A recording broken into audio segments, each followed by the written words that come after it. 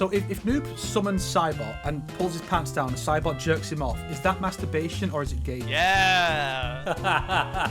Why do I only get 2 characters, but he gets 3? I care about Conan the Barbarian. I'm a Conan the Barbarian fan. Snake made a joke about the N-word. Why can't I have my colorblind joke? With no context whatsoever.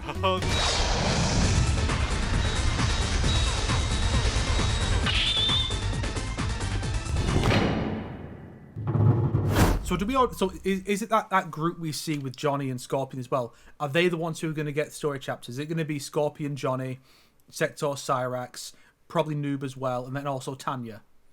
Because you might say, well, Scorpion and Johnny already had fights. Here's the thing: MKX is the only story up until now, other than this game, to not give 2 chapters to one character. MK9 had Sub-Zero and Cyber Sub-Zero. And Liu Kang. Well, no, I mean a whole chapter. Okay. But that is a valid point. Injustice 1 had 2 Batman ones, plus an extra Batman fight. Different Batman, but it's still Batman. Yeah. Then Injustice 2, 3 Batman chapters, 2 Superman chapters. And then Depending on the ending you pick, yeah. Yeah, then MK11, you get to Scorpion. You get to pick, you get the 2 for Scorpion and 2 for Liu Kang, and then you get to pick Liu Kang again at the end. This has not done that yet, other than when you get to choose anyone, which it's debatable whether that really counts. So it's entirely possible we'll get another Scorpion and another Johnny Cage chapter. And I guess if you really want to count it, Raiden's chapter is longer than like everyone else's. Yeah, you could argue that's 2 chapters. True. So so it's not out of the question that we'll just here's our team and we're just going to get Johnny and which is weird that here's like the Lin Kuei, the former Lin Kuei, Tanya, Johnny Cage. What a weird combination of characters. I mean, hey, like I said it before, I love weird combination of characters. It's always been a fun thing. It worked in Aftermath. Like, yeah, Shang Tsung and Fujin kind of makes sense, but Nightwolf, what's he doing here? Sindel, really? Yeah, and Mortal Kombat 1, it's like Kung Lao Kenshi, Johnny go on an adventure, and then Baraka, Reptile, Ashura joined them. Like, cool. I like that. And one of the weird things about this whole thing is that, to think about is, Aftermath was making use of the new characters. We've not seen Quan Chi or Ermac at all here. Or we briefly see the other Takeda, but we've not seen our Takeda. I'm sure he'll show up. That's a Havoc like hybrid. It's a Havoc. I know. He's there, but we don't see our Takeda. So the question is, will these characters even... Takeda will have to be there for story reasons, but will Quan Chi and Ermac even be in the story? I mean, I'm sure there'll be alternate versions. I'm sure we'll see the evil Titan, Havoc versions of them, but will our versions show up? That's an interesting question to me, because that would arguably further support that, depending on how far in advance this story was planned, that could support the idea that Ermac and Quan Chi were going to be on the base roster, because then there'd be no need to highlight them in the story here, whereas like it was with like Shang Tsung and Nightwolf and that. Kind of a good point there. What were you showing, Troner Dog? You showed a little thingy there. So when I was trying to show off Mika, her little hair thing for some reason wasn't put in correctly, so it fell off, and I just went as a joke, but fucking broke. No! So thankfully I have model glue, so I can just put it back, and it should be pretty seamless. But fuck. just That sucks. Oh, before we move on to like the next like DLC characters, I did want to bring something up, and it's gonna be the Sonic versus Snake debate, baby. That's right. I've been holding on to this. I've been holding on to this for a while, but I just wanted to bring this basically thing up because I think it's very interesting, and I think also Troner Dog, you'll join in and put your opinion about this. But basically, I noticed Snake has been very angry about many things recently, I'll be honest, but it's on he's brand. Been especially angry. Yeah, exactly. But recently, I would say this last couple of weeks, like Snake has been on like, I got worried for him because of how bad some of the media things have been happening recently with us, but not us, like around us. But like one thing that I have noticed is that Snake seems to not like how Noob Saibot is handled this time. Like he constantly brings it up on Twitter. He brought it up like shit talking Noob Saibot in one of the ending of his videos. And I didn't know exactly why until finally he made the video where it's like he talks about Heihachi and Bison, and then he brings up his reasoning for not liking Noob Saibot. It's because it's Bihan again, right? Yeah. That's like where you're going with this, basically. Yeah, it's the idea that fighting game stories are at a point now, just like all franchises, I suppose, where things aren't allowed to change. Heihachi Mishima dies in Tekken 7, spoilers, by the way, and now he's just back in Tekken 8, the next game. And it wasn't part of the long-term plan. They've confirmed it's just because people missed him. And they just... Oh, really? I didn't know they confirmed that. Yeah, how they confirmed that. And it's been... I said it in the video, you fuck. So it undermines the entirety of Tekken 7's story. And then on the Noob Saibot front, it's having Bihan as Sub-Zero long-term is a new idea. Because he always dies straight away. The longest he's lived was in the Malibu comics, which adapts up to MK2, and then he dies there. Mm-hmm. And so the idea of Sub-Zero... I don't know if it's confirmed that Sub-Zero, that Bihan in the new film is going to be Noob Saibot or not. People say that, but I don't know if it's confirmed or not. But he is back in some form. But we never had Bihan Sub-Zero long term, and it's a new idea. Him heading up the Lin Kuei as a new idea. Him heading up the Cyber Lin Kuei is a new idea. All this new stuff, and then it's like, no, we're just going to take him out of the Lin Kuei, make him Noob Saibot again, and then all the other stuff is going to go back to the more classic approach. And it's like, what was the point of this reboot if everything's going to go back to the way it was originally? So here's where I would like to butt in, essentially, about this argument. Now, I agree with disliking these things that go back to normal, like what you said, because I remember even before when we were theorizing Noob Saibot, you gave all these ideas. It could be Huai Liang, it could be this father figure that we keep hearing about, it could be Smoke for whatever reason. It could even just be from Havoc's timeline, because the same expansion is about this alternate timeline. That would have been better. It could just be from there. Yeah, and I agree that if you want to complain about these aspects, and if you're dissatisfied with that, then I understand. I do not think it is anywhere close to the level with M. Bison and Heihachi, at all. I think those two are top tier, horrible fucking rebuilding of the universe of bringing them back and how it affects the entire story. Yeah. Whereas Noob Saibot, Bihan being Noob Saibot again, I think is just well, that's a shame. But it's Heihachi being back is what the fuck is the point of Tekken 7? It's what nothing. the hell? I think that the developers are trying really hard to forget Tekken 7 because that game had so many mess ups. But yeah. Yep. You got Heihachi being back, which doesn't matter now in Tekken 7. You got Kazumi being the Devil Jin origin, which Reina exists, so what the fuck was that a point? And you got Akuma.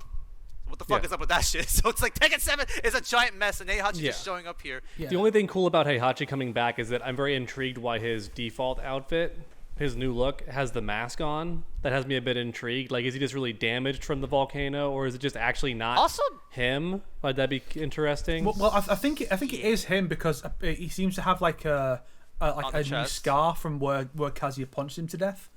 Yeah. So he also weirdly... it doesn't seem to be a clone. It's possible they're just doing that anyway. You can never disregard absolute stupidity in storytelling. It's also weird to me how when they showed his volcano version in the 8 trailer, him all happy and braggadocious or whatever, he looks younger, which is weird. Looks like the black in his hair is even back. I was like, wait, why does he look like he has some more color in his hair?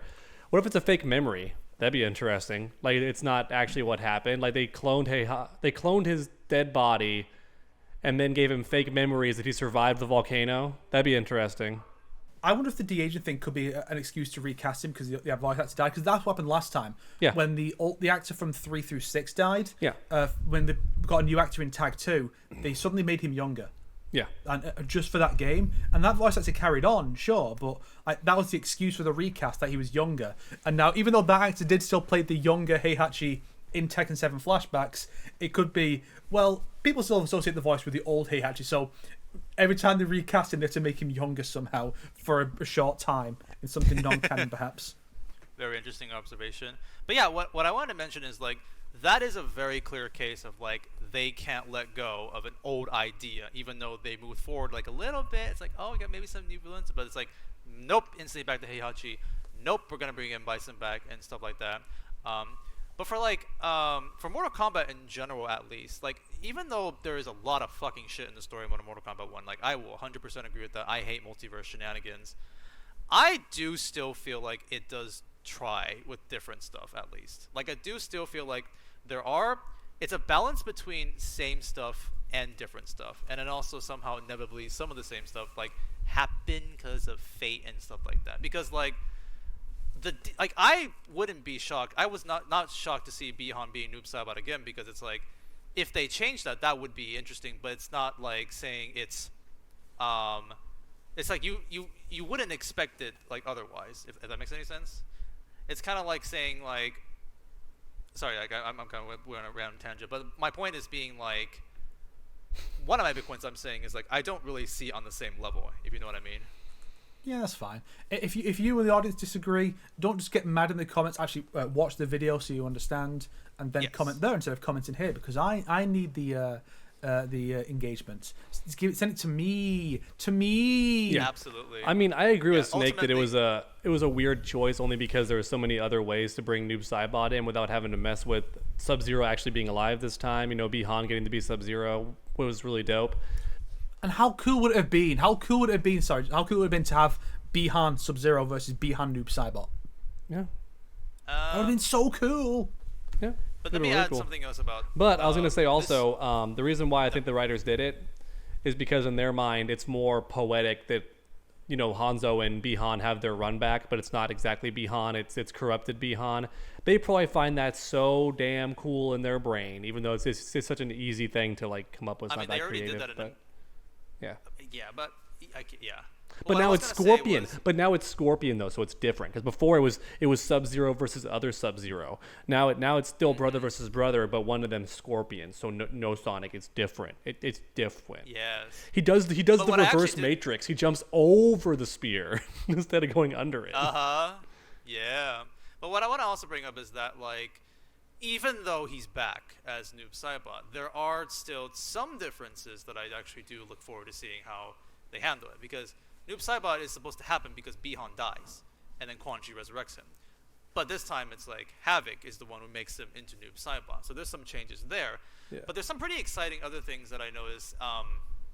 In the trailer, you do notice something, and I don't even know if I want to say this because it kind of feels like it will spoil some pretty cool thing in the story that I don't even think you guys really noticed. But you guys want to hear about this? Yes. Well, it's in the trailer. Okay. It's fine. Okay. You literally see a scene where Noob Saibot is fighting against like the Chaos Realm characters and all that kind of stuff, but it looks like he's angled as if he's fighting like against somebody that's like an enemy over here, and next to him was Liu Kang. So it's as if they're showing that Noob Saibot is going to be working with Liu Kang. I don't think it means he'll be a good guy. I think he'll just be working together to defeat Havoc or something. Because I don't think he necessarily feels like grateful to Havoc for being perfected, as he says. I think it's just, haha, you perfected me. So now I'm going to take that perfection over here. Could be a fake line just for the trailer. Quan Chi from Mortal Kombat 1 situation. Imagine, you know how I always said that the finale of M1K, it continues the idea that where they always will try and, because they didn't get a chance to reimagine Deadly Alliance through Armageddon, but they'll always try and continue those ideas even when they do a reboot. I want to do a video on that at some point. And so, but it's only Deadly Alliance with the boss characters and Armageddon with the stage that's reflected. And the only way to make it into Deception is if you have Shang Tsung. So because Shang Tsung was empowered by Damashi. What if this is what they're going for here is Bihan Noob Saibot turned into Noob Saibot by Havoc. He'll be the one to kill Havoc, and that's the reference to Deception because he's also got the Kamidogu. So that's how they're going to try and bring Deception into it, which then means they then need to reimagine MK versus DC Universe, which would be pretty funny to see. Like, will Peacemaker walk in and go, "Hey, I'm Peacemaker from the DC Universe." Yo, after credit scene, damn. Yeah, I actually I look up now that I'm thinking about it. I do wish that like they do a bit more with Noob Saibot, since he's always just a goon. At least in NRS, he's just like a little gooner, a little like regular who the fuck cares kind of character. But like maybe he'll have his time to shine here. You can't say gooner; it means something different now. You can't use that name. So wait. So if Noob summons Saibot and pulls his pants down and Saibot jerks him off, is that masturbation or is it gay? I was gonna say I think it's interesting how we must research this I have two things about Havoc transforming Noob. So on the one hand, it's weird to me that Havoc is using like tubes and technology to do his transformations instead of magic. That would make way more sense for like I feel like a Chaos Cleric. But then I realized the little table and all that. It could be that he like defeated Shang Tsung, and was like, oh, what's all this stuff that Shang Tsung's and doing in his flesh pits? And he just adapted that to do his own flesh pits creatures. Which we've already seen that happen in the invasion season, where they're all like stitched together and stuff. So you can tell he's been like fucking with people. He's been doing his own little chaos, Muppets. He's done his own flesh pits stuff, pretty much. Yeah, which is probably why they were trying to be creative with that by having them be flesh pits versions of the characters, but saying, oh, it's Melina, but it wasn't Melina, it was Havoc. He's making flesh pits monsters using Shang Tsung's tech, but better. It's funny to think that Havoc, what we knew of him so far was he merged a bunch of characters together. In my timeline, Quan Chi is also Sub-Zero. Tanya is also Katana. And it's like, I'm going to transform Sub-Zero into someone he's supposed to be anyway, into Noob Saibot, instead of merging him with someone else. Mm-hmm. Well, maybe to him in that universe, he doesn't know how like fate works, and it's like, oh, I'm just gonna put dark magic in him. Ooh, now that's gonna make an original character. Well, fate is still called Noob Saibot, yeah. Well, fate is determined by the one with the hourglass. Like fate in the older timelines was determined by Chronica. That's why I feel like the whole idea of like it's Noob Saibot, it's Bihan's fate to become Noob Saibot doesn't work, because Liu Kang didn't design him to become Noob Saibot, unless he did, and that'd be weird. So the fate really is just whatever Liu Kang in this timeline decides it is. But there is no like higher power of destiny above the one who controls the hourglass. The thing about like this is like a whole entire Liu Kang debate is like how much influence does Liu Kang have versus how much he's letting it just play out. I think that's always like a debatable thing. Like we don't know. Like obviously he didn't want Kenshi to get blinded when he saw Kenshi by the Elder Gods. Like he probably tried to prevent that. So it's always a balance between he probably did this and this probably didn't happen intentionally, Like it's always I feel like that's what. But what I mean is like the idea of destiny, like there is no higher version of destiny than what Liu Kang decides, because unless they're going to reveal that there is something above, maybe the one being is a factor here and he causes things to play out this way. His destiny stuff is screwed over because of multiverse. Once Shang Tsung gets power, he's like, the heck is going on here? I didn't call for this, so it's all been screwed over, and now it's going to be screwed over again because of Havoc, Yeah, but I mean, in terms of just the idea of destiny, like, just because someone interferes with what Liu Kang decides is destiny doesn't mean, like, everything's just going to go back to the way it should have been before. Like, there is no destiny for Bihan to become Noob Saibot anymore because Liu Kang didn't make it that way. Someone else can still make him that way, but it's not preordained. It's just something someone else decided to do. Sure, yeah. They might explain that because you'll see in the trailer that Geras gets caught. And because he's supposed to be the new watcher of the universe and stuff like that, so they might explain that stuff. Who knows? But anyways, we've been on this for too long. I think we can move on to the next topic, which is the guest characters. The poo. Yeah, I they're shit. How dare you? I think they're the coolest thing ever. Oh my gosh. Well, because people keep saying like, why? Like these characters don't even make sense. I'm just like. Going back to that one Ed Boon interview that he just said, literally, he just picks characters that they like. That literally is why they decided to put these three. At least I think so. According to a random commenter, which he could be making this up, but I don't see why he would, he said that Ed Boon also went on the record saying the theme of Combat Pack 2 is each guest character represents like a theme from the past game. So you have the horror character, the 80s action hero, and the 90s action hero. Yeah, you mentioned that in your video, which I thought was like an interesting. But the only evidence I have on that is the commenter saying that Ed Boon said that. Wait, gotcha. So 80s and 90s action heroes are separate themes. So like, when were they used? Well, Rambo and so it would have been like Rambo was the 80s one, and I guess that he RoboCop and Terminator. You could also argue that Conan is the comic book reference, like what they did with Spawn, because Conan the Barbarian was a comic book character. But the issue with that is isn't he like Marvel? They're using so they don't have the rights to that, and also it's clearly Arnold. So that's why I'm still going off like the movie version. Honestly, I feel like it would have been cooler if they based it on the reboot and it was Jason Momoa. I think like if they got him to do if they had him doing the voice, it would be way cooler than this. We're probably gonna get Chris Cox again, and he's gonna sound nothing like him. Somebody joked how Conan the Barbarian. No one cares about Conan. No one cares about Conan, period. The only people who care are boomers like Ed Boon who watch the original. I don't mean that in a derogatory term. I'm just saying he is an older guy.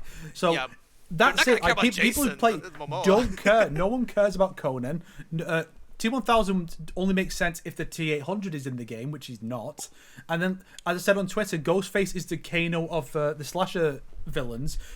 People only want him here to complete the set. No one actually gives a shit about Ghostface being in here, especially since Ghostface don't really have like a set character because he's a different person every time. That's why he's the GOAT. That's why Ghostface is going to be so interesting. They're either going to he's going to suck really bad, he's going to be super boring, just guy with knife, or they're going to really push the limits of like what you could do with like the wall breaking, like multiple Ghostface shenanigans. While I was in Japan, to basically spare time, I watched all 3 of these DLC characters' movies just to be understanding a bit more like what they could be doing. So I watched Scream 1, I watched Terminator 1 and 2, and I watched Conan the Barbarian. So he does talk in that movie. Anyways, like, okay, I want to go like with Ghostface first.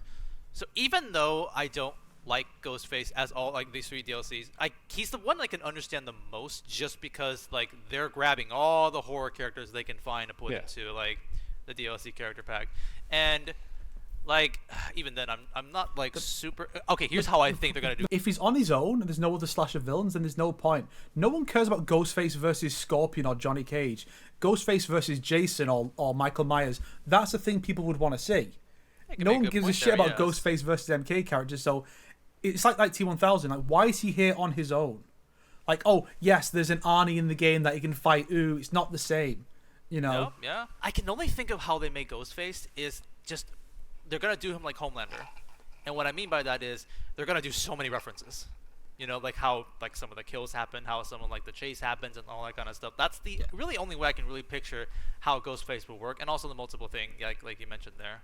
I think the make or break for Ghostface is whether they try to make him cool, or if they play into the idea that they're always just some loser who trips over his own balls, falls over. I think there are so many parodies of that, like a Scary Movie and Shriek If You Know I Did Last Friday the 13th. All these other films that just take the piss out of it and use that design. But if they can make him actually unique in that he's always falling over and messing up, kind of like you know kind of the way Tom and Jerry are, like not fighting the player, they're fighting each other and you just get in the way. If they can pull something like that off, it might be cool. But if they try and take him seriously, it's just gonna fall flat. Yeah. What were you gonna say, Jog? I'm reading random facts about Conan the Barbarian, and I laugh because they brought up the scene where Arnold Schwarzenegger punches a camel in the face is 100% real. It's not even fake. It is punches so a real funny. Animal like that hard. I'm like, what the fuck? It's so random. That just happens in the movie. By the way, it's got to be referenced now. It's got to be one of his intros. He just punches a camel. I know who the perfect cameo partner for him is. So there was another movie. No, there's another movie Arnie was in. Shortly after Conan the Destroyer, where he plays basically the same character, and that was Red Sonja. Yes. Oh. I want that character. Sonja put her in red. Mm-hmm. By the way, this is kind of off tangent, but like I gotta say, first time watching Scream, what a banger! That was such a It's so good, right? It's such a good movie. Yeah. I was enjoying it, but at the point I was wondering like, okay, what's the point of all this meta commentary? Like, what's up with all this happening? And the last 40 minutes happens, and I'm like, this is a fucking awesome movie. The last 40 minutes was such a banger. Mm-hmm. Yeah. I love the mystery aspect of it. You know who'd be the perfect slasher villain for Ghostface to fight? Freddy. Because he's like by the same creator, but also because Robert Englund was in Scream. You know the janitor who was like has like the Freddy hat and that's him. That's Robert Englund. So that would be a good one. Plus, if they could get Robert Englund in to do the voice, like they got him for Injustice 2, that would be good. Him versus Ghostface. I think then I could actually accept the idea of bringing him back, like a repeat guest character, even though I'd rather just have actual MK characters. Of course, yeah, definitely. Next up, we have the T1000. Now, obviously, Terminator 1 and 2, classic, great movies. No one's denying that. And like, it's not necessarily even saying like T1000 is a like it's not like a bad character to pick or something like that. It's just the issue is like it's got to be like you said. It's got to be with Arnold. It's got to be with like the T100. It's like it's so weird that it's on its own. Mm-hmm. It's like the best comparison I got is, do you like Indiana Jones? You like him? Well, guess what? We're gonna put Arnold Talt into the game. It's not a bad character. It's just like, why? Yeah.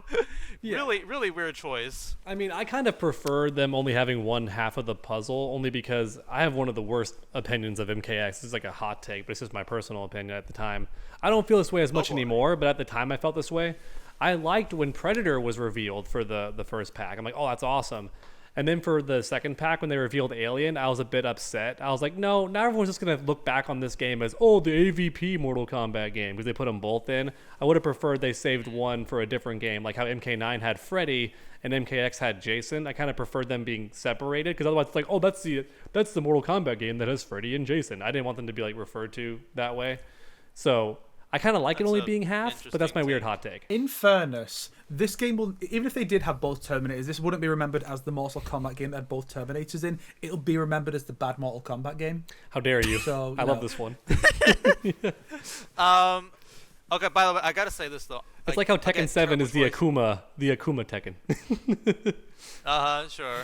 I mean, Well, only because if you watch tournaments and stuff, like Akuma was dominating the game for like a solid 2.5 months. Oh, so it was like the Akuma Tekken. Like he was rooting the game because developers did not realize when you give Akuma his authentic moves from Street Fighter, you didn't design your characters around people being airborne that much. So his demon flip into attack was just like impossible for half the roster to even deal with. But I would like to say something though. And the despite fireballs. me really not liking the choice of T1000.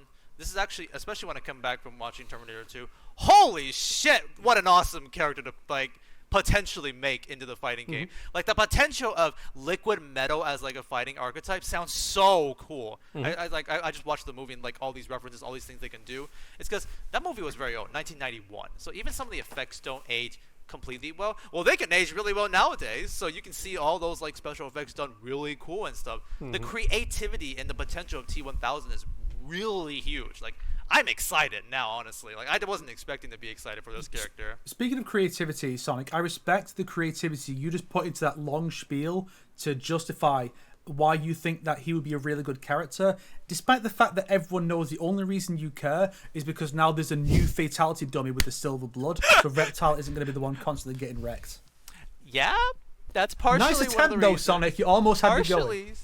Partially. But no, I actually am really excited for Team. Again, terrible choice. Like, I would not pick this guy. But now that he's in here, I'm like, okay, let's see what you do now. Because I want to see your effects. I want to see your animation. How weird the fatalities are going to be. Because he's just like liquid metal in the movies, but a lot of the fatalities, they pull out organs. So, like, if you can have chrome organs, despite never having chrome organs. It'll just be metal. Like, I guess they have to. I'm pretty sure the T800 wouldn't have like a cybernetic heart. I'm pretty sure that's not a part of the T800 design, but they just gave him one for the fatalities. So I think he'll have something like that. Here's his heart and whatnot. It will be really funny, the idea of like you can break him open. He's like, and it's like, you are liquid metal. This doesn't make sense. He's just playing it off. He's just hamming it up. He's having fun. He's just hamming it up. It's kind of like Geras in MK11, where they constantly brutally murder him, and then he's just like, "Oh shit, he's coming back now. Oh god, run!" That kind of aspect. I think they do need to make the T1000 like Kratos. You know, where Kratos had like unique animations, or like he wouldn't scream and be in fear. The T1000 needs it. I know they didn't with 800, but the 1000 needs it. It needs to be no emotion, because why would he feel pain? He's hamming it up. He's just having fun. He's just having fun. Only fatalities that would actually be a threat to him are all the fire-based ones. He'd be like, "Oh, fuck," because you could actually melt him. I'm excited for the Baraka gang to be eating up his corpse. Barbecue, all getting metal poisoning. Yes. He actually really has not something else. work. I don't know how. I'm curious how they're going to implement this, because he can literally like turn into other people. Is it going to just be like a Shang Tsung gimmick or something like that? I'm curious how that's going to be done, or if they're going to do that or not. But like I said, the potential of this character, the creativity, really, I do look forward to seeing this guy. It would be cool if he had a Shujinko gimmick where he just like can do one move from the opponent. That'd be fun. Okay, I bet one of his fatalities is he'll melt down and become part of the floor. The opponent will be stepping around. Where is he? And then he reforms behind them as them. And they turn around, they're like, oh, and he's just like, oh yes, out through the eye. Yes, that will be one of it. That'll probably be the one they put in the trailer. That seems like a trailer shot to sell people on the character. Oh, by the way, his second fatality, 100%, is going to be the one where he bashes Arnold's face in the end for that. Bam, bam, bam. That's going to be the fatality, 100%. After I saw that movie. Oh, also, we're not talking enough about so it's already funny how they're going to do fatalities on T1000, but also Ghostface, because they'll have to show his face to do some of those fatalities, or maybe they won't. But that would be interesting how they hide that, because like some characters' faces get melted off, or like their eyeballs hang out. How are they going to do those on Ghostface? Well, they did that in MKX with a lot of other like with Jason, Leatherface, and Alien, right? That's an interesting point because something I remember I mentioned it in the group chat the other day that in MKX, like Liu Kang, like when he rips out the opponent's throat and shoves it into the mouth, he would break the masks of Scorpion and Sub-Zero. They wouldn't just disappear. He would actually damage them. But because of the customization stuff, every single gear piece would need to be breakable in the same way. So that's why one of the reasons why they don't do it. So Ghostface, presumably, his customization would be his mask. That just makes sense. Allows you to put in the one for the show and stuff like that. Yeah. So if that is the case, then they have to show his face in some way. Otherwise, I mean, it could just be some guy. It could be just some rando, just like because apparently Dead by Daylight has an original guy, like an original Ghostface killer. So they could do that, which is probably the most likely, because otherwise they have to make every single mask breakable or give him his knife customization, and that would be fucking lame. That was going to be my joke. It's going to be the knife. Some people joked that his face is going to be an actual existing Mortal Kombat character as a funny reference. Like, it's going to be freaking mocap. How do you... I actually do wish that it's like his face, like they do the MKX method, like you don't see the face, but... I think what would probably make the most people happy would be if it was Matthew Lillard. Even if he's not doing the voice, if they had his face under the mask. Because it is Roger Jackson doing the voice, but he's always done the Scream voice, which is the same voice, but everyone uses the same voice, no matter who it is. But get Matthew Lillard in. He's hot right now. He's Shaggy from Scooby-Doo. He could have like an intro where he references Ultra Instinct. It could be really fun. They won't, though. Speaking of referencing intros, there is actually one thing I really do like, and I'm not just talking about the fact that they're obviously going to do T-1000 shit-talking Conan the Barbarian because he's Arnold. That's not the one I'm talking about. Everyone knows that's going to happen. The one I want to talk about is the fact that the T-1000, they're also getting back the original guy, Robert Patrick, to voice him. But you know what else Robert Patrick played in recently? He was Peacemaker's father. Mr. Ding, ding, ding, ding, ding. So that's going to be referenced, definitely. That intro has been leaked. It's been in the files for quite a while. That is one of the things they reference. He says, like, you look like my dad or something like that. Okay. That's cute. I like how they were going to do that. That's a good theory, yeah. It's pretty cool. That leaves our little baby Conan the Barbarian. Now, I'm not going to name drop this person, but there was someone who kind of got heat I saw recently on Twitter who basically was, like, talking about how guest characters are here because they make money. T-1000 is going to sell more than Sonya. And also, just so you know, people saying, I don't care about Conan the Barbarian. I care about Conan the Barbarian. I am a Conan the Barbarian fan. This like, applies to me. And this guy got, like, talked shit on Twitter all over, and all that kind of stuff. And, okay, I like to say this. There's a lot to take in here. And again, I don't want to call any names here. But all I want to say here, Conan the Barbarian kind of fucking sucks, the movie. Like, I was having a miserable time watching that movie. Yeah. It's definitely a product of its time. Yeah. It is so slow, boring, lame characters, and the action is like this. Dun, dun, dun, dun, dun, dun, dun, dun, dun. Ah! It's that kind of action. You know what I mean? It's those kind of actions. And the only enjoyments I had in that movie were like the set pieces and the costumes were great. James Earl Jones was actually a great like actor in that movie. Like there's one monologue scene in the middle, like he does a fantastic job with that. And also the narrator of the film is Uncle Iroh. So you're just listening to him narrate throughout the entire film. Mako, yeah, that guy. So it's wait, that sounds familiar. Oh yeah, it's Uncle Iroh, which is great. It's a really hard thing to chew for me to recommend. I was watching this movie and thinking like, how do I like give this a 4 out of 10? It's not. It's like a 3 out of 10. It's just like, oh, it's so bad. But regardless, I watched that movie to see if I could get any reference and be like, maybe there's more things Mr. Conan the Barbarian can do and stuff like that. Not really, but yeah, he's not just Sword Man, but like, because in the beginning of the film, he kind of has like this one like arena fight where he uses multiple different weapons. Like it's a montage of him using like maybe like a claw thing. He uses like an axe. Yeah. He does set up traps at the end of the movie. Okay. So trap character, maybe a little bit. But it's like, I think they're definitely gonna have to reach into the comics a bit, or like the other media, and have him do like dark magic and stuff too. He has 3 movies though, right? There are 3 movies with Arnold. No, okay. 2. 2? Oh, okay. Yeah. Maybe there's more he does there. They could pull from Red Sonja, I suppose, because again, he is basically the same character in that. Yeah. I feel like it was a shame that they chose. I guess it's Arnie with a melee focus, which is different. But I feel like if you're going to pick, here's a different Arnie to put in the game, it would have been way better to pick like the character from Commando or from Predator, because then you could always be like, oh well, that is like basically Terminator. He's got the guns and that. I mean, how cool would it be if it was like, remember Solo, I promised to kill you last. That's right, Matrix, you did. I lied. And he drops him off, but they make the Jarek fall off the edge sound. Yeah.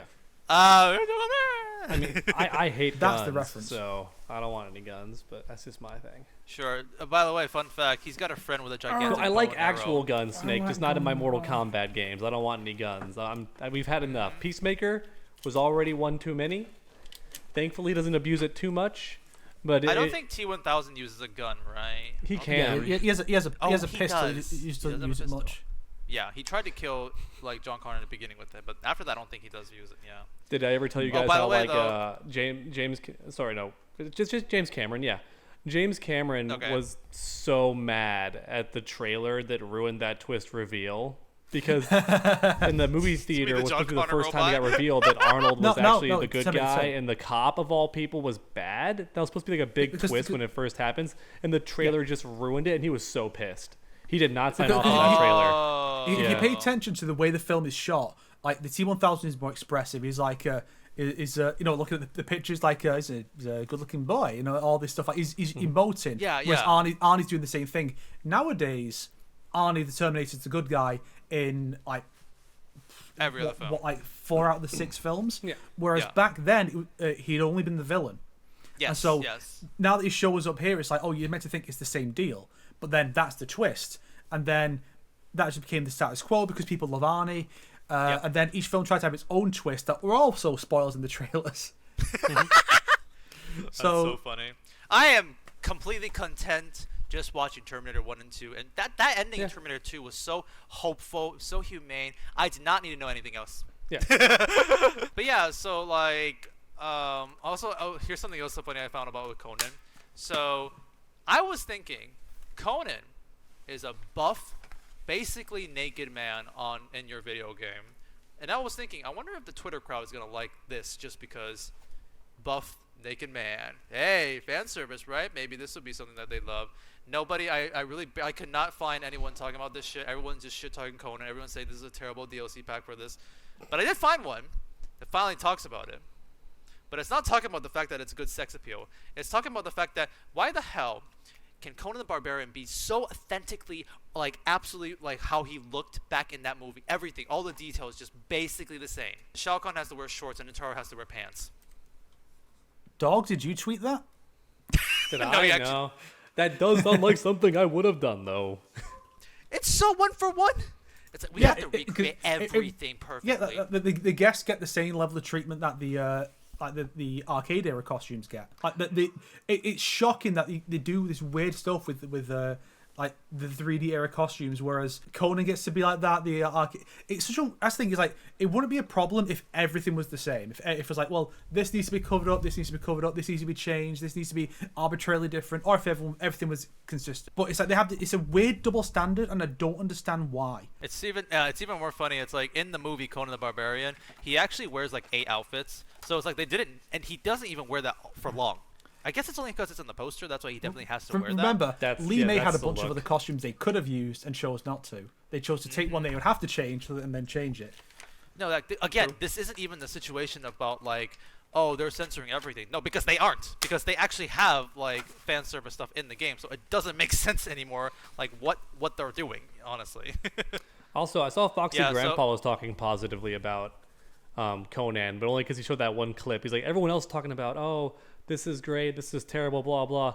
Then there's me. This is that clip of like Conan sitting down, and it's like, what's the best part about like What is the best thing in life? Yeah. Crush your enemies, see them driven before you, and hear the lamentation of the women.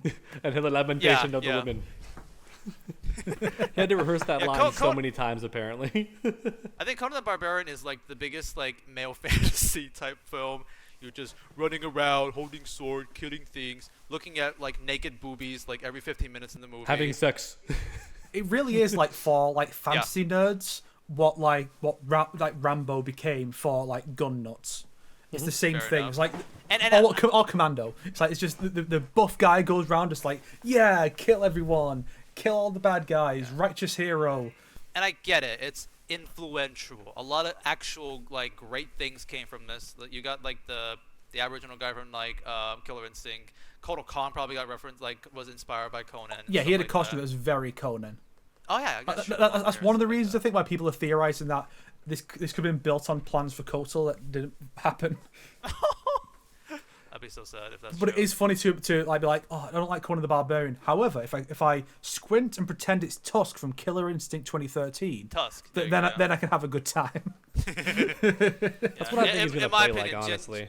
Just big sword boy. Yeah, genuinely speaking though, at least for right now, Conan is like one of the worst DLC choices I have ever seen. Like the movie is lame, the character choice isn't that great. I bet the moveset's gonna be boring. It's just like, I guess surprised me since my expectations are so low. That's the thing. It's like on a surface level, it's like Swordman, Knife Man, and the T1000. Like the T1000 has the most potential for a moveset, I think, but is also like arguably the least worthy to be here in a sense. Absolutely, yes. Because he's not even the face of his own franchise. He's just a one-off, you know. Yeah, and also if anybody wants to watch like this barbarian revenge, going for justice, like sword man, naked boob lady, sex movie, watch The Northman. Amazing Viking movie, 2022. Just go watch that. Like it's like I so saw good. that. It's by the same person. The director is called. I think I didn't Robert like Eggers, that the guy movie. who did The Lighthouse. Well, I liked most of it. I didn't like the ending because it didn't make any sense to me, like how that was a payoff. But I think I liked most of it. Well, because it's one of those cliche moments of like, oh, you could choose to be happy with your family and leave, or you can choose to make sure the guy's dead, because his worry was that the guy would come back and follow them, right, and ruin his life the way that he followed the guy and ruined his life. But I take it you weren't a fan of The Last of Us Part 2, dog, because that's literally how that game ends. No, I hate The Last of Us Part 2. I think, yeah. But I hate it for more than just like the story being bad. I hate also that like out of all the possibilities, they could have just done brand new characters. They were so lazy. They were like, exact same characters in sequel. I'm like, what? But Just Last of Us has so much potential to be in a different part of the world or a different state at the very least, and brand new characters. But no, just do the exact same two characters again and ruin their amazing, albeit gray ending. That's why it was so good, because like it was both right and wrong what Joel did. It was interesting, but oh well. Imagine if Joel was one of the guests in this game.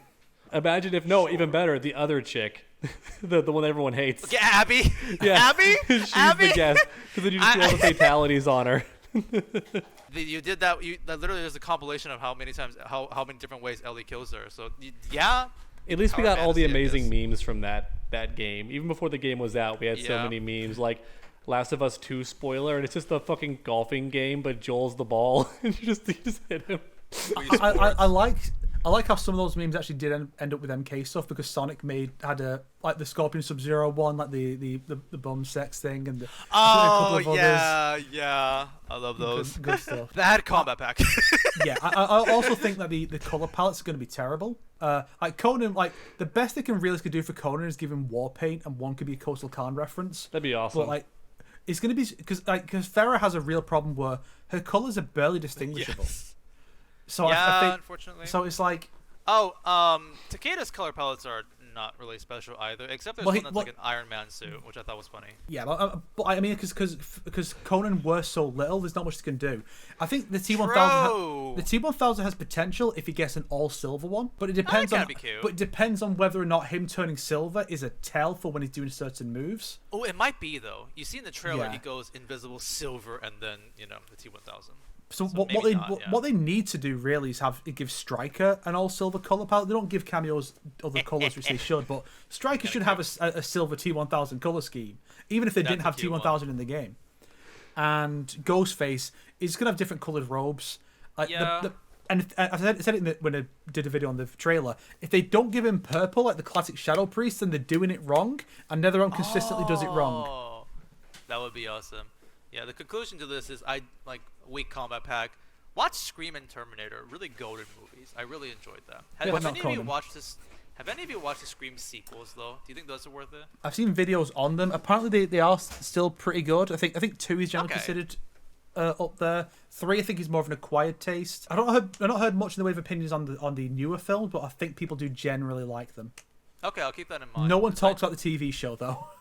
Yeah, because I did like Scream 1 so much. I actually do kind of want to see like how they do it like in the future. Like apparently the series is not bad. Anything else y'all want to? Oh, right. How do we forget about this? We've talked shit about this entire like Chaos Realm like trailer for this long. Let's talk some positivity. Animalty. Yes, which is confirmed to also be applying to the guests. Strangely, so I think if they do the T1000, it needs to turn into the T1 million, which was basically like a big liquid metal spider thing. That's what he needs to do. I'm sure they won't though. He's gonna turn into the guy from RoboCop. He'll be a police dog, probably the same breed as John Connor's dog. Oh, Maxie. Yeah. Yeah. He'll just morph into Wolfie, and just like rip the person apart. Maybe. What was it called? Conan the Barbarian is gonna turn into like the Panther Kodokan turns into. That'd be fun. Or a saber tooth, some ancient creature, because he's like ancient times or whatever. Yeah. Turns into a camel. I think he turns into a camel and spits on you, like in the like. Oh, true. Yes. Yeah. Yeah. So a camel, the opponent punches him in the face, and he goes, and like spits like through the face or something like that. I have a feeling that Johnny Cage is gonna be a peacock. He's super into himself. Well, I bet that'll be more of a reference with the MK characters, because obviously they're already doing the. So one we've seen Rain is like a pufferfish, which is really good choice. Havoc is a hyena based on the messed up face. That's a good choice. Kenshi is the wolf who gets his like ancestor wolf thing in. That's cool. Yeah. Which but also I think that confirms that Nightwolf isn't making it into this game. Because they would save the wolf for him otherwise. True. It's too obvious. He's got to be a penguin or something. Melina is a mantis. That's a really good one. Quan Chi is the pterodactyl, like the T-Rex skull thing. Yeah. Yeah. They confirmed Raiden's going to be an electric eel. They didn't show that yet, but they did confirm that. Sub-Zero could be a polar bear like an MK3. We have our little theory that Reptile is the gorilla as a callback to him being a chimp. And we know Scorpion is a scorpion, which he wasn't in MK3, but he was in MK4 as a fatality, which I think was just there just because it was like, we didn't do this last time because that was Shiva, so this time we're going to make it right. Yeah. Which is funny because it means that Liu Kang changed Kuai Liang's spirit animal between timelines. I wonder if Liu Kang is going to be a dragon or not, because it's not an actual animal. Well, yeah, because I mean, Animalty started because he was a dragon in MK2. That's where the whole thing began. Okay. So I'm just wondering, though. I'm sure they'll do something bigger. Like, I bet it'll be like a two-headed dragon as a nod to his fatality. He's got the two dragons. It won't be green. They'll change his colour for this one, I guarantee. But I reckon he is going to be. Well, they changed the colour for MK9 anyway, where they made him grey. Like made him like mess like. What? There's already art. He'd be like a gold. You know the Elder Gods when they become those dragons. He's going to be like that. Oh. It'd be really cool actually if he just calls down the Elder Gods and just doesn't do it himself, and they just come down and like blow the opponent like Shao Kahn. I have about the same opinion as Animalty's ideas with friendships. I'm very happy they're here, and I'm very happy they're going to be a free update content for everyone when the patch comes out. Like, they're great. I love goofy stuff from Mortal Kombat, and this is one that people have requested for a very long time. So, great job, NRS. Like, this is actually something that we all really want to see. So, I'm happy you guys are doing this. Mm-hmm. They better not put some dumb requirement like they did with the friendships when they first came out. I thought that was so annoying. They better just be like, hey, it's just a different input. That better be what it is. So, yeah. Because they didn't show mercies, but the mercy's in the files apparently. But they didn't show a mercy, so I'm hoping it's not a requirement to do an animality. Just let me do it right away. Like I shouldn't have to have any extra steps. Just let me do my animality. Exactly. Please. Do you think that they're gonna make Peacemaker an eagle, even though it's way too obvious and he already has Eagly? Probably. That is very obvious. I just can't imagine what else you would really give him. I feel like he'll be something else just to be funny. Like it's too obvious. Like he'll be a beaver or something, or a platypus. I do like the random choices. Yeah, like just like why not? Yeah, like when Scorpion turned into a penguin, that's like an iconic funny thing. Like I wouldn't mind seeing that again. Well, the reason was the penguins because they'd already done the Scorpion, but a lot of the ones in MK3 were just random. Like why is Shiva a scorpion? Well, shouldn't she be an elephant? No, that was a different. God, never mind. Anyway, Stryker becomes a shark.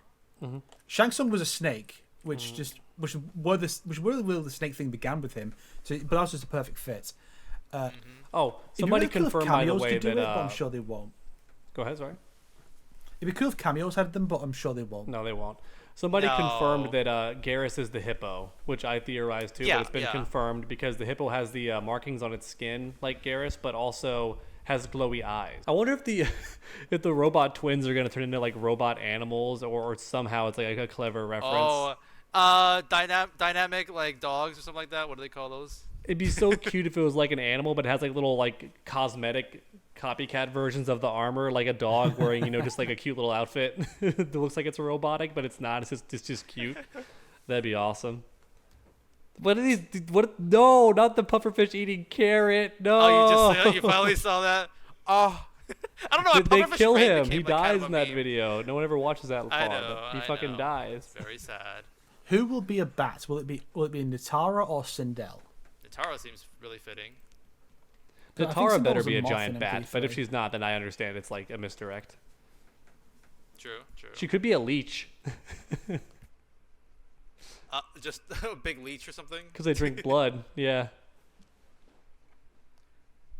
Like, we're talking Trimmers level of leech. Like, just a giant worm that, like eats you and, like, shakes you around. Be kind of cool. That would be a really good one for Tremor to have. Oh, yeah, it would have been. Because it'd be a great reference, but he's not going to get one, so. If the cameos do get animalities, that'd be so sick. I just don't see it happening. It was too much work. Too much effort, unfortunately, yeah. Like, they're already going to give it to, like, over 30-ish characters, which is, like, more than required. I wonder if they're ever going to give new cameo fatalities. I bet Homelander's going to be a sheep.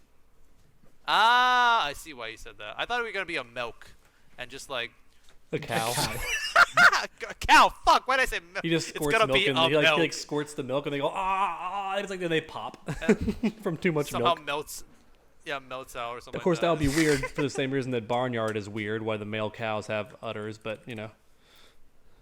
what about what could Omni-Man really be? I was joking. It's got to be some animal that has a mustache, like some animal in nature that still has a mustache. What kind of animal was his like second wife from season 2 like? A bug. Again? Bug. It'd probably be something along those lines then. I want him to have a mustache, like an orangutan or something. I don't know. That Melina doing her Animalty on Omni-Man will be hilarious. Mm-hmm.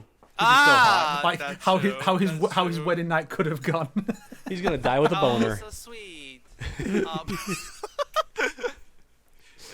But yeah, because I don't know if y'all know, but like the term Viltrumite is based on the word filtrum, which is like legit where your mustache grows, which is also why like all. Oh, that's funny. It's also why all the Viltrumites have mustaches, and it's like a dead giveaway to other aliens if they're a Viltrumite because they have the mustache. Anyway, that's why I was hoping to keep the mustache for his animality, but we'll see. He'll be a walrus.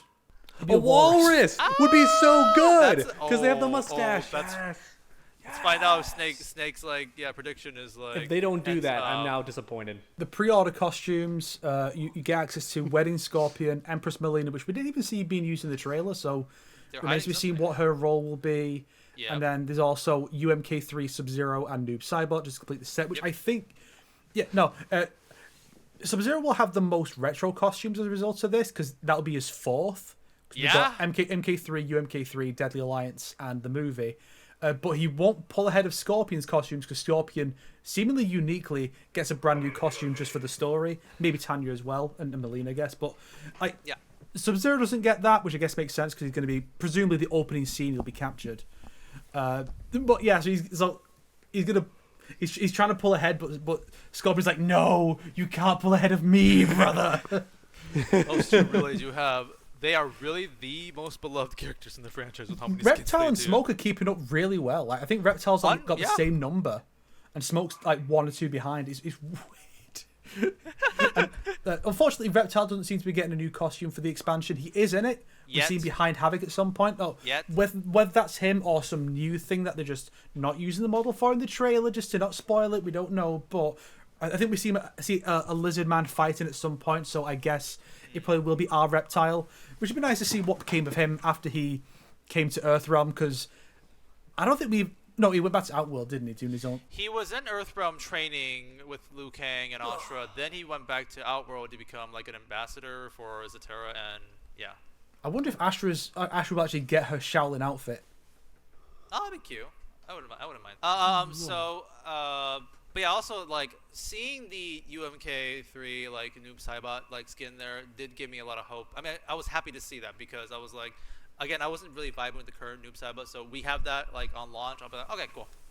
I'm happy to see that. Here's the question: what do you think the customization for the MK newcomers will be? It's gotta be the hat, right? It's gotta be the That seems likely, yeah. Like you see, because feel like it's gonna be his stupid shoulder armor. It's gonna be his dumb little shoulder armor that he has. It'll be the mask and hood, or it could be the armor, or it could be Saibot. Oh no! Please not Saibot. Yeah, just the clone? Nah. Yeah. It has to be the hat. I still think back to how dumb that was. How cool would it be if you could turn Saibot into smoke? That would be very cool. But unfortunately, they haven't done that in a very long time, so I doubt that's gonna be customization. The colors are gonna be funny, just like gray, purple. I've realized recently the perfect playable character to become a cameo as well is Smoke, because then they can do the 3D era costume without having to worry about how weird it would look when it gets torn apart. And then you could pair him with Noob and have Noob Smoke. It's gonna be the Kenshi Peacemaker argument all over again. Why do I only get 2 characters, but he gets 3? The idea of Eagly being like of equal importance. It's gonna be also funny if like for the outro animation, like Noob separates to show both of them, and then also the cameos there. So there's just 3 characters during the victory screen. Ermac has that problem where he's got like 3 like spirits. You're right. In his outro, and then here's just like his like tiny little ferret taking up like an 1/8 of the screen at most. Like. Yeah, then Sector and Cyrax, they need something to make them look more distinct because of that. Imagine if Noob Saibot comes here and he's bad.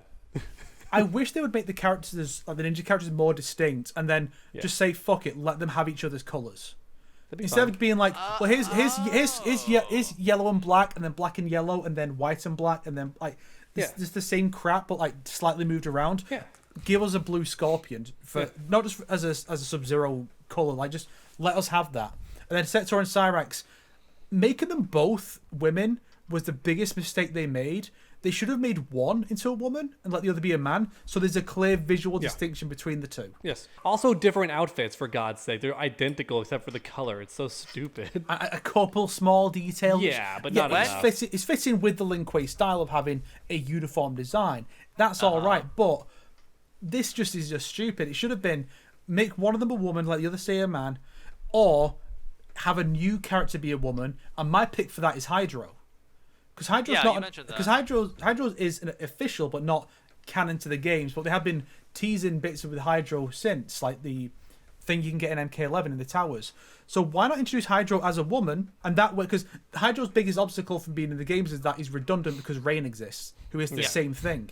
But if it's a cyber or a woman, then you have a reason to, because there's no woman who controls water. There you go. So if you had a female cyber water user, Hydro, that'd be distinctive from Rain, and would be an excuse to have a female cyber, while letting Sector and Cyrax just stay as Sector and Cyrax instead of fucking them up. It's true. Ta-da!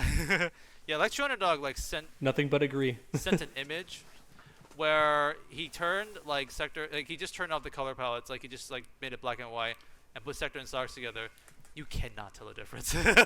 It's almost identical. I posted that, and then I'm not gonna say who, but a somewhat prominent member of the MK FGC was like, "Dude, you got to take this down before you get too much hate." And I'm like, "Really? I think it's fine. I think it's a funny." Snake made a joke about the N-word. Why can't I have my colorblind joke? But, it blew up. Oh, the Noob Saibot. For context, the joke is that Noob Saibot is like, Kavik empowered me. He gave me the power to say the N-word. That's the joke. Brother, no, it is not his to give. Yeah.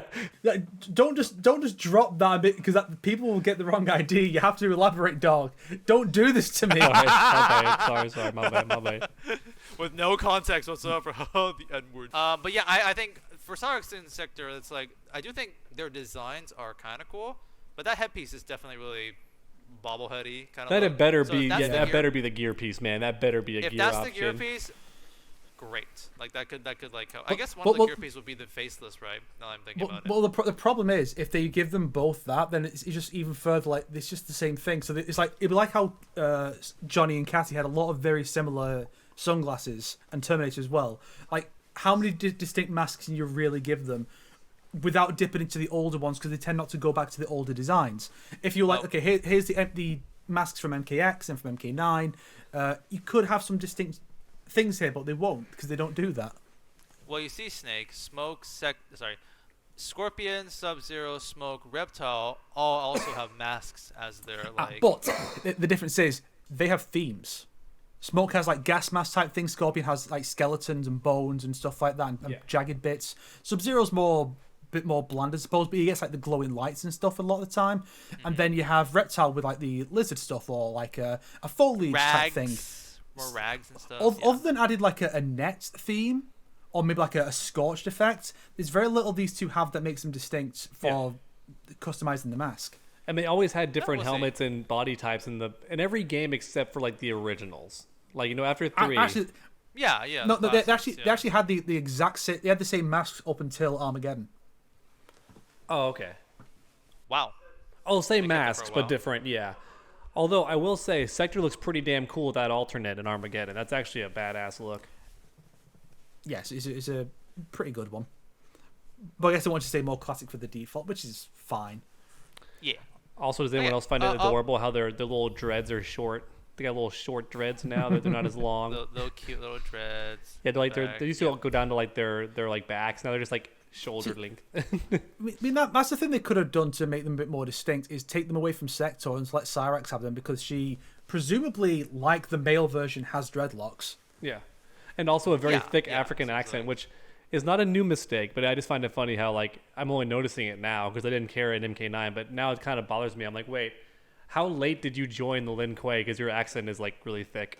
So you clearly were not like from birth like everyone else, or like from a very young age, because you have a thick African accent. So when did you join the Lin Kuei?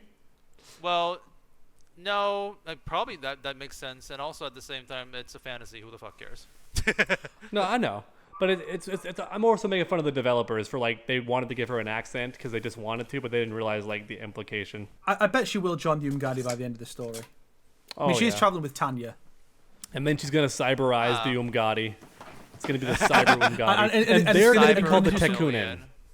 Sorry. They'll do like a really weird knockoff of Ironheart in Black Panther 2. For some reason, I'm sure they'll do something like that. Because that scene, like, we've already seen them like knocking Marvel. off. Yeah, we've seen them knock off Marvel before. We're sure they'll do it again. People have already pointed that out, and I'm like, dude, that's not a good example to copy because everyone was making fun of Ironheart for the longest time. Just think if the robots hadn't actually looked feminine in their armor, it could have been a double reveal. You could have seen like Sector's reveal first, but then when the mask opens up, it's like it's like a double reveal because it'd be actually like. But no, they had to make sure that their robot outfits also looked very feminine.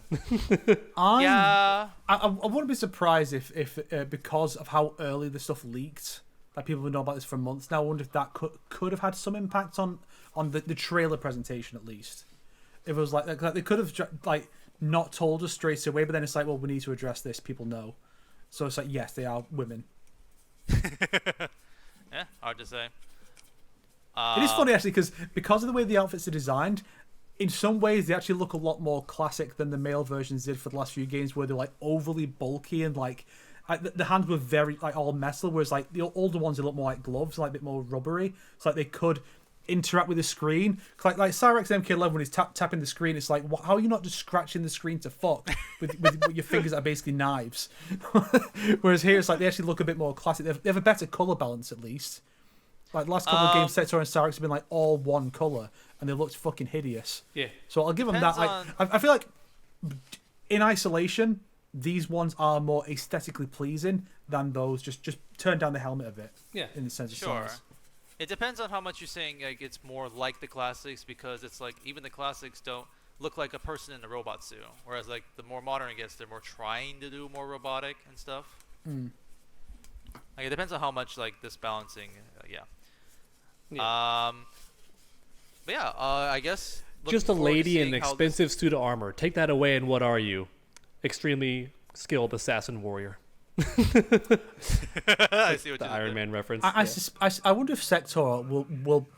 I wonder if Sector will take over the Lin Kuei and will go for the Cyber Initiative stuff, and then in the next game she'll have like the Frost head detachment stuff. Oh, this would be such a good twist, but NetherRealm's not going to do this. This would be such a good twist, though. What if it's revealed that Sector is the reason that Havoc like captures Bi-Han? Like she set it up because she wanted to be the leader of the Lin Kuei. That would actually be kind of dope. I bet that will be the case because Havoc will know that he can easily know that Sector has like ambitions to take over just because that's how Sector was in past timelines, and he can know that as a Titan, so he can go, I'm going to turn to Sector, and then she's going to bring me Sub-Zero, and then I'm going to turn him into Noob Saibot. I think you're onto something. And here, then dog. I'm going to leak the information to Cyrax so that Cyrax like defects because that's more anarchy and chaos too, and that's going too far. That's actually going too chaotic. They're not going to do that. that would be cool though. Too That would much be there. cool. Oh yeah, for sure. Yeah. Like the idea of having just instigating like yeah he's like then he's like haha later loses and runs off Behind like, a that's tree. Havoc. Be awesome. Looney Tunes Havoc. Oh, that could be fun if insert it throughout the story. You just see like a random Havoc in the background of each stage, just like whoa, whoa, whoa, whoa, whoa, whoa. And like another Havoc is like oh look at this, I just a complete goofy fuck. He switches Melina's like a Tarkatan cure with like Tarkat steroids, so she gets even more Tarkatan. She's like, no, and he's like, ha ha ha ha. I can see them doing that. Deadly Hybrid Melina skin. I can see him do that just because one, Deadly Hybrid, and two, that brings Melina more in line with the classic version, and that's totally something NetherRealm would do. Yeah, I mean, Oh. she is wearing the veil even in that Empress Melina, isn't she? Isn't it the veil again? So that's kind of cool. Yeah. Yes. Oh, you bring that up because remember a long time ago I was talking about how they did not want to make some 3D modeler in the NetherRealm responded being like, we're not gonna do, was it Deception Melina with the veil or like? Yeah. Yeah. Yeah, we're not gonna Deception Melina because the veil was too hard of a technology to do, and it's like, the fuck are you? There's like so many cape things in your game that like works flawlessly. No. Here's the thing: is it's too hard to do the veil. You mean the thing you did on the fucking PS2? Yeah, so difficult, guys. Yeah, it's like good But point. the point is, look at the Empress Melina. Bam, she's got it. So people are like, okay, so what's your excuse now? I mean, Melina even if literally it has looks right trash, nobody ever really cares. Think about how bad the cloth physics were in Street Fighter V, and like no one really even brought it up. But like in Street Fighter V, every 10 seconds, Bison's stupid cloak got stuck inside of his body and was like spazzing out like crazy. No one cared. Like, just No, do it. the funniest in that for me was always Cammy's braid in the cutscenes. It's always getting stuck under her arm and stuff like that, and it's like no. she just carries on as if it's not, and it's like. It's great. It's called Z fighting. If anyone's curious of like the actual term for when that happens, it's just called Z fighting. Fucking Z fighting. I wish that was the I origin. see. Chala, hey chala, Hey, chala. sparking. I'm actually, I guess, funny enough though, not really predicted, but I did expect like this expansion to be dropping around like the end of September. So I'm pretty happy that is like the case because It was fast. Expansion. Yeah, pretty fast. Here's the question about that. So the way they've done the season 1 is that it's 6 characters spread out over the course of about 12 months after the game drops. Then roughly a year after the game drops, that's when the expansion comes. They've confirmed that the Noob, Sector, and Cyrax are releasing with the expansion. Yes. The guests are coming later, which for me means that the what comes next is going to be way less hype. It's way less interesting because just guest. But how long do you think that's going to last? And do you think we'll have like a content drought after that, or are they going to go right into Combat Pack 3? Assuming, of course, that NetherRealm will be able to continue like without being unimpeded.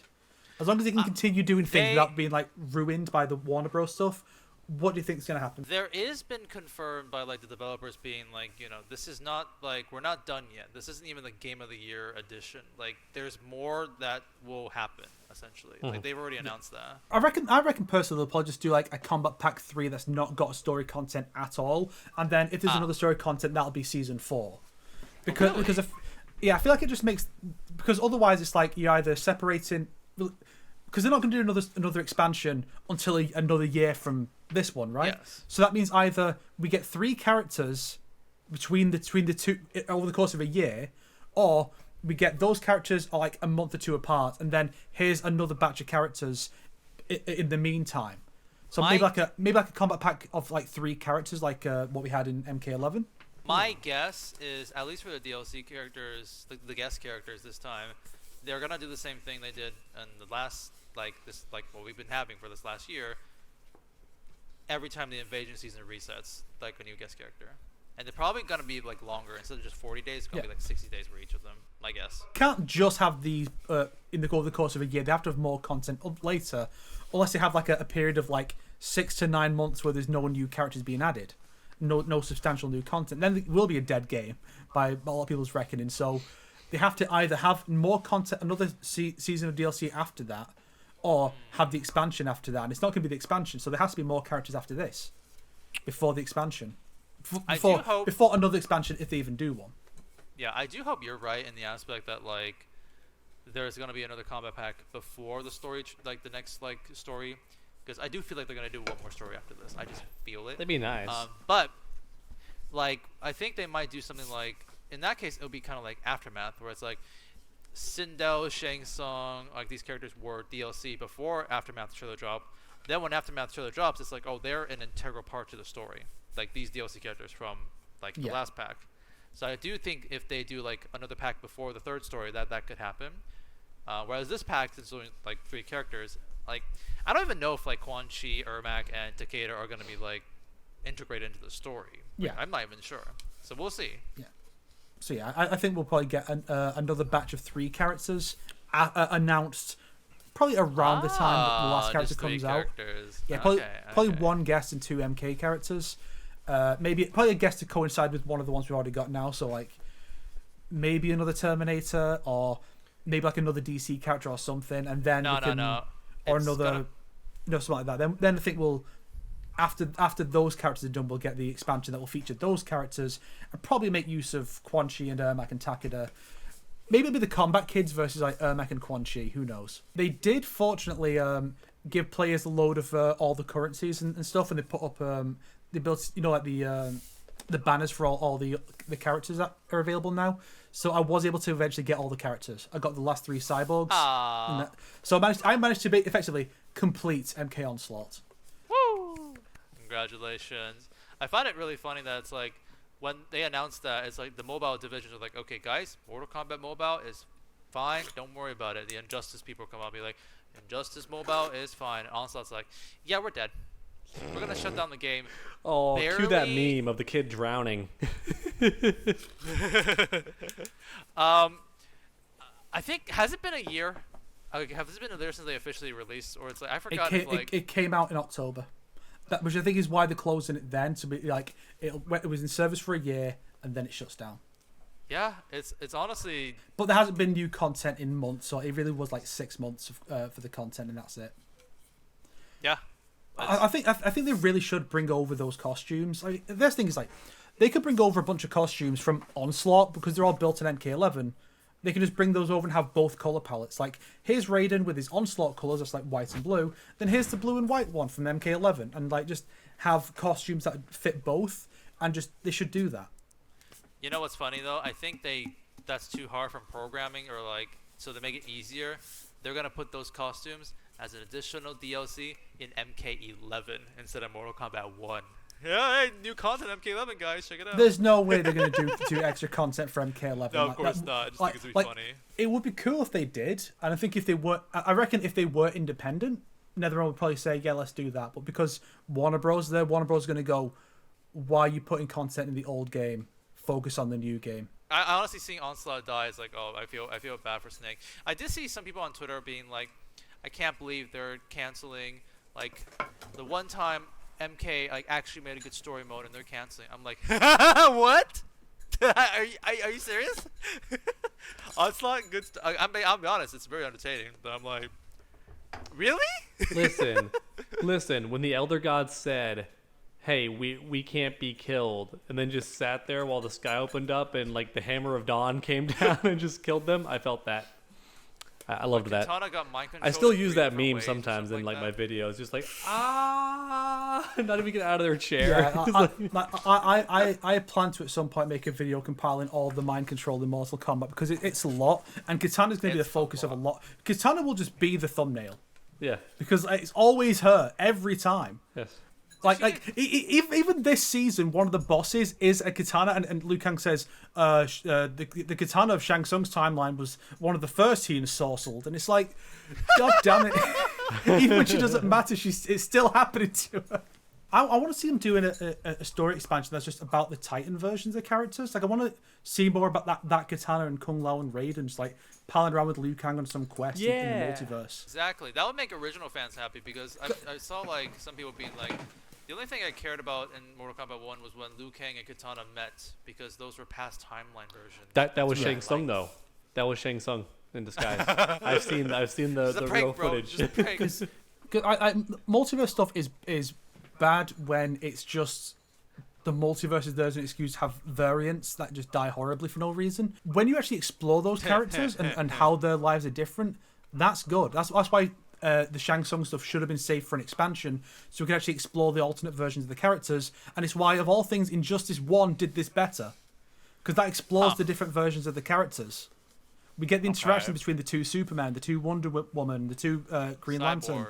Whatnot. Yeah, we actually get those, whereas here it's like Liu Kang's going to beat up a bunch of Shang Tsung's guys, and then maybe they're the ones in the ending, maybe not. The only ones we confirm are not are Shao and Reiko, because Shang Tsung from our timeline kills them. Yeah, I hope they do that in Khaos Reigns, since that's going to be, like, that is another one universe versus another universe story. And, like, Ed Boon did say it's, like, we're going to see a lot of crazy versions of your Mortal Kombat characters you're used to. Ooh. Actually, I think we actually see a group of them, and you know the close-up of Noob Saibot's face when we first see him in the trailer? I think those are the Chaos version in the background. Like, I think we can see Johnny's Chaos palette, like the green shirt. I find it so funny that the ugly ass like Invasion season color palettes are in the story mode. They're the ones that It's so funny. It's like, and they're only there to get dogged on, like to get like killed. Yep. It's like the jobbers. I guess that's one way of saying like we're sorry, we're gonna kill them off in this story expansion for you guys. That's you know that's not the reason why, because it's too close to when those came out and got dogged on, but it is still funny to look at it that way, like, yes, we're sorry. Yep.